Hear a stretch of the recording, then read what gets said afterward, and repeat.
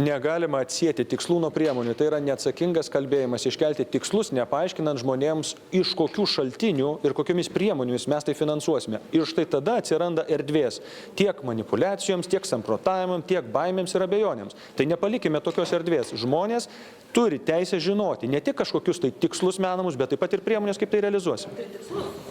Dar kartą kartoju, tikslai ir priemonės yra susiję. Tikslai, kurie nedengiami priemonėmis, yra tuščias kalbėjimas. Nu čia tai geras. Aš visiškai sutinku su Palucku.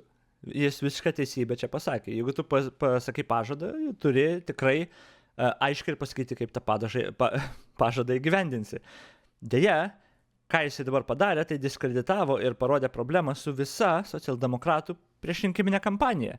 Ir netgi vėliau, kai jie žada labai daug dalykų, kad viską gerins, kaip ir programai parašyta, viską gerinsim, viską didinsim, tačiau kiekvieną kartą paklausus, kaip ar iš kur bus lėšos, nėra atsakymo. Pažadai buvo jau sulaužyti nuo pirmų dienų, tai socialdemokratai tiesiog melavo, bet yra juokinga, kai dabar taip užtikrintai Paluckas išreiškia, kad tai tiesiog tušti žodžiai. Taip, socialdemokratai, jūs socialdemokratai šnekėjo tuščiais žodžiais ir labai smagu, kad bent jau jis tą pripažįsta, labai nesmagu, kai jis yra masyvus hipokritas. Ir dar nesmagiau yra tai, kad socialdemokratų rinkėjams greičiausiai tai yra tiesiog vienodai ir nerūpi, nes jie tiesiog labai nekentė konservatorių. Dabar aišku, aš norėčiau dar priminti visiems keletą dalykų, kuriuos socialdemokratai žadėjo ir tada paaiškėjo, kad jie melavo. Aišku, pradedant nuo garsiausio, kad Blinkevičiūtė sakė, kad bus premjerė, bet kaip matom dabar Palucką premjero pozicijoje, bet čia didžiausias ir akivaizdžiausias. Ką aš labiausiai noriu iš karto priminti, tai žinoma, prisiminkit, kaip per visus debatus buvo kalbama, kad Dulkio sveikatos reformą, žinoma, nutrauksime ir stabdysime, nes tai yra labai bloga reforma. Ir spręsime kažkaip šitas tragiškas eilių problemas, tačiau žinoma dabar sveikatos apsaugos ministrė vis dėlto sako, kad Dulkio reformą tęsime. Vienas iš pagrindinių ministrės prioritetų – eilių pas gydytojus mažinimas. Nors interviu lrt.lt jį pripažino neturinti duomenų, kurie patvirtintų, kad eilės pas gydytojus iš tiesų yra masinė mūsų sveikatos sistemos problema. Tai mes ne tik, kad tęsim Dulkio reformą, bet dar net neturim įrodymų jokių, kad net eilės yra kažkokia masinė problema.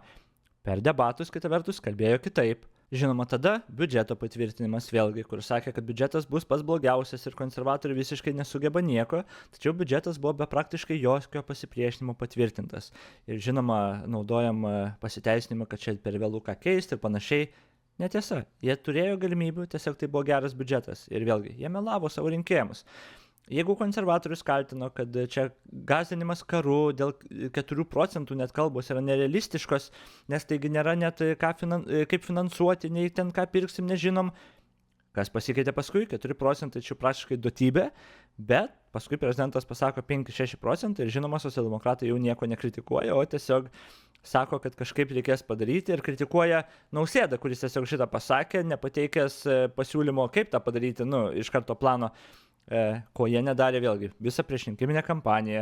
Taip pat noriu šiek tiek dabar grįžti, ką Paluckas sakė, kai Viktorija Čmilytė Nilsen Seime per vyriausybės valandą paklausė būtent iš kur tas finansavimas bus atrastas tiem programos tikslams įgyvendinti. Ir prisiminkit, Paluckas sako, kad reikia konkrečius duoti atsakymus, kitaip tiesiog palieka vietos manipulacijoms. Bet kalbant apie vyriausybės programą, iš tiesų labai aiškiai matosi pasiryžimas didinti, viską galima sakyti, ir prioritetas šiuo atveju, kaip jau yra nuskambėję, yra viskas. Iš kur, kokiasgi visuomenės grupės jūs visų pirmiausia ketinate apmokestinti, kad šie įsipareigojimai, kurie vyriausybės programoje dar kartą yra nuskambėję, galėtų būti įgyvendinti? Ačiū, gerbiamą kolegę, už klausimą. Jeigu leisite, pradėsiu nuo trumpos replikos. Mes esame lygus įvairovėje. Turime, kaip sakyti, įvairius savo bendravimo įpročius, būdus ir mėginame ir valdančioje koalicijoje. Ir čia Seime beje visi rasti tam tikrą santykį ir sugyvenimą. Kai kada tai virsta konfliktais, kai kada įtampomis, kai kada kažkokiais pareiškimais Facebook'ose, bet stengiamės visi, nuoširdžiai dedame tas pastangas ir tikiu, kad tos pastangos visų yra abipusės, ar ne? Tai tikėkime, jog šis laikotarpis ateinantis 4 metai bus sklandesni, ramesni, be epitetų, be užgauliojimų ir panašių dalykų. Tai čia galiu palinkėti tik tai tiek savo, tiek mums visiems. Na, o kalbant apie išteklius arba, sakykime, tą mokestinę matyti sistemą arba tam tikras pertvarkas. Vėlgi, na, jūs tikiuosi neįsižeisite, mes mokomės ir iš kitų klaidų, kai pradedam samprotauti, improvizuoti, bus toks mokestis, anoks ir paskui tas mokesčių įstatymų projektas net Seimo salės nepasiekė, todėl kad pakeliui pasirodo diskusija juk neįvyko.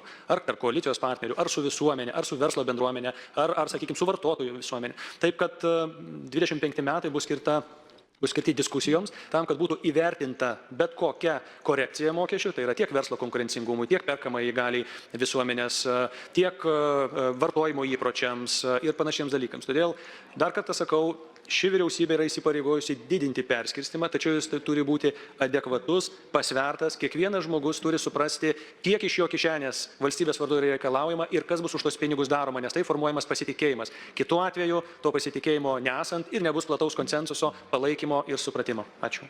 Kaip realiai ir girdim šitam atsakymę, kaip ir duodamas atsakymas, kad kiekvienas žmogus turi suprasti, kiek mes išleisim ir iš kur tie pinigai ateis ir kam išleisim.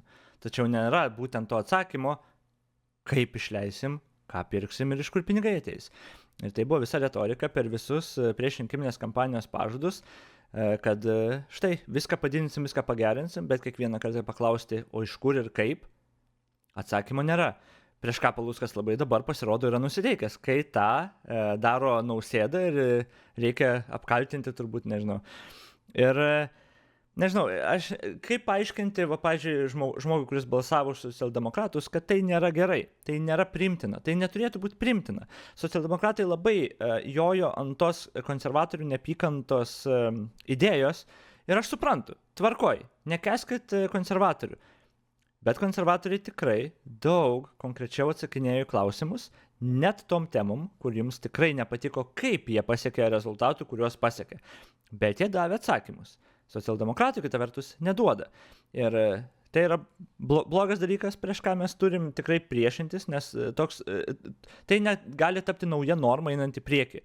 Kad tiesiog mes galim žadėti absurdus, kai net nežinom, ar įmanoma juos padaryti. Nes vėlgi, girdėjot Palucką, šie metai bus tiesiog diskusijų metai, ką galima padaryti.